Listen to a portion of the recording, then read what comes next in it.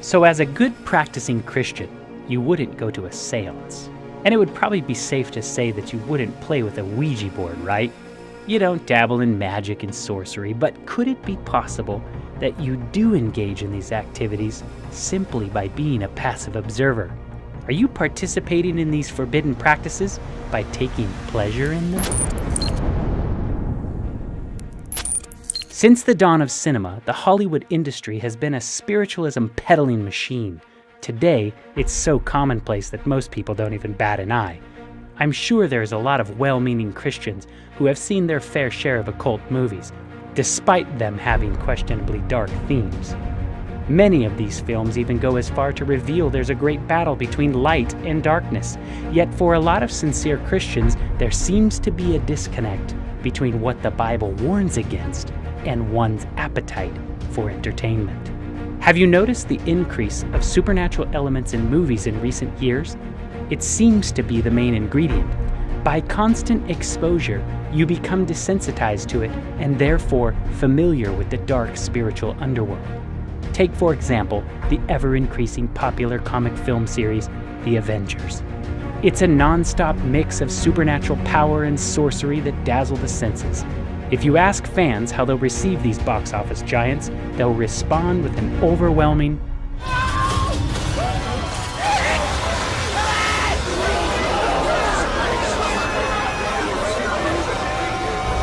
The movie creators have planned for years how to bring their stories together with one goal: to battle a supervillain named Thanos. What we always try to do at Marvel Studios is we're building the cinematic universe, is look at the big picture. How can things relate across movies and across years? Avengers Infinity War is the culmination of the entire Marvel Cinematic Universe as started in May of 2008 with the release of Iron Man 1. And it really is an unprecedented culmination of a series of films interlinked together, which at the time had never been done before. And for us, the important thing is making it all come together. We know they're going to face Thanos. We've been setting that up since Avengers 1. Who came from a group in the universe called the Eternals. He seeks supreme power and is on one personal mission to acquire all the Infinity or Soul Stones, as sometimes they're referred to. According to the Marvel Wiki, each stone has certain powers associated with them, like controlling the souls of the living or the dead, ultimate control over life in the universe, the ability to see in the past or the future, omnipresence, or the ability to read thoughts and dreams, or the ability to create anything, along with the access to manipulate all forms of energy.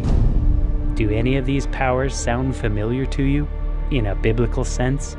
Only the God of heaven has these abilities, yet in the fictional world of Marvel, these superpowers are acquirable, making its holder to be like God. Master, you cannot. Thanos is the most powerful being in the universe.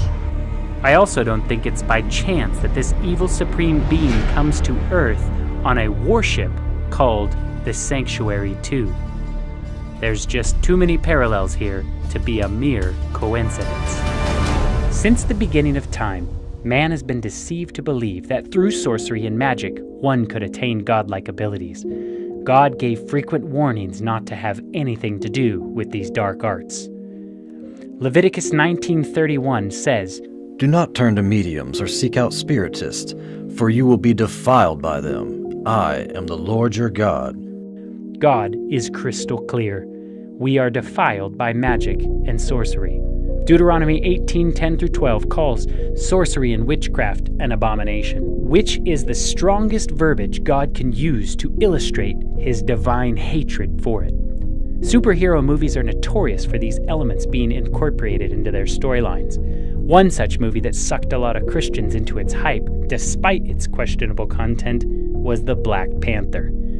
The movie glorified all kinds of pagan worship, with the main characters displaying the practice of juju, a spiritual belief system that incorporates objects such as amulets and spells in a religious practice, basically witchcraft. There was ancestral worship. For example, when the king's mother called upon the ancestors to bring back her son. Call upon the ancestors. Call upon the past. I'm here with my son to John. Heal him. There was worship of the Egyptian goddess Bast. There was animal shape-shifting, like when the Black Panther changes into his animal form, which is also a form of witchcraft. There's necromancy, the practice of communicating with the dead.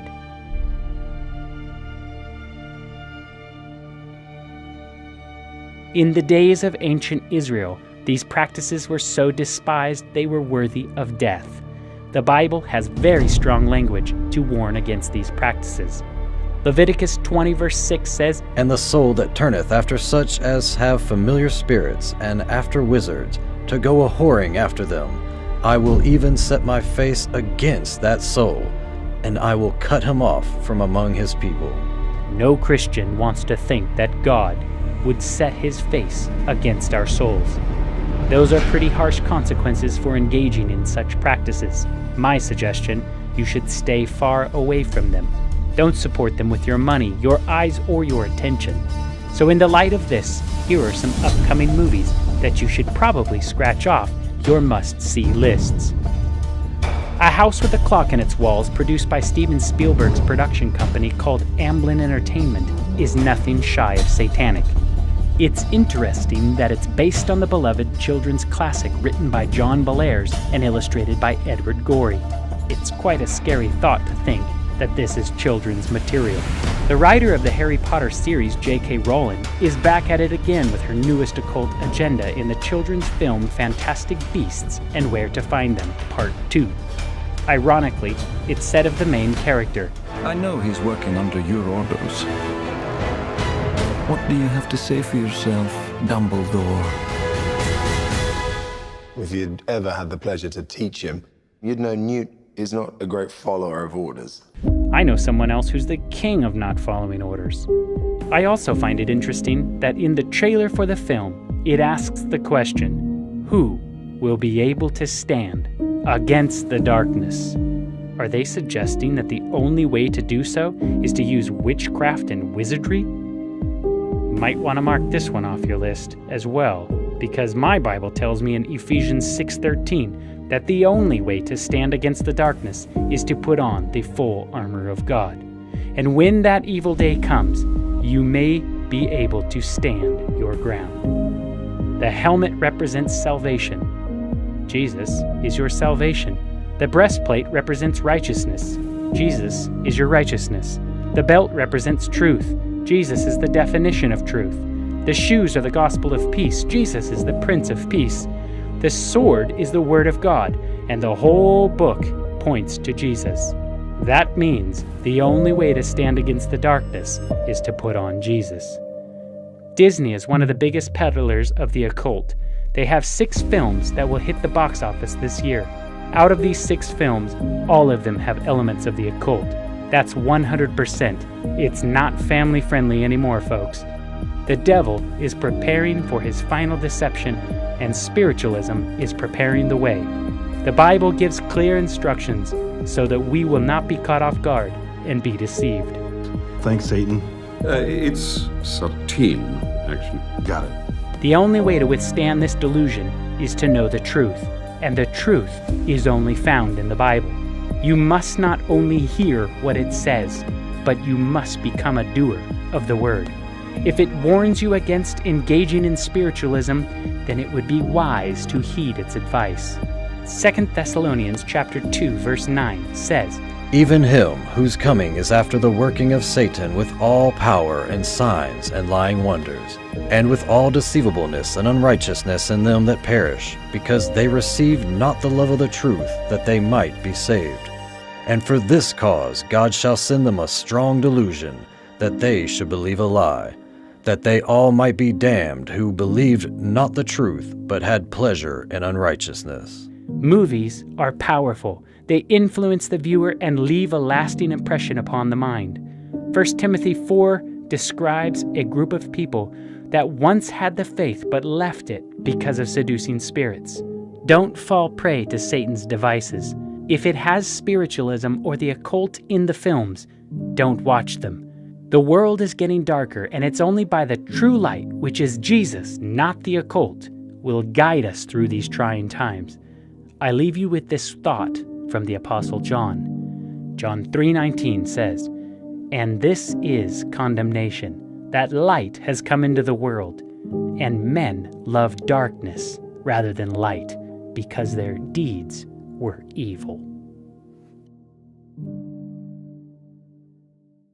Hey everybody, thanks for checking out our video. You know, we designed these LEDs to help you think about the spiritual impact that some of these films have upon your life. If you like this kind of content, you know, hit the subscribe button below. If you want to help us produce more of this content, then check out our Patreon page. We've got a lot of cool perks there. And also, if you liked any of the B-roll clips, we got them from videomission.com. It's a cool new website where you actually can get some neat biblical reenactment footage, super cost-effective. Links in the description below. Check it out.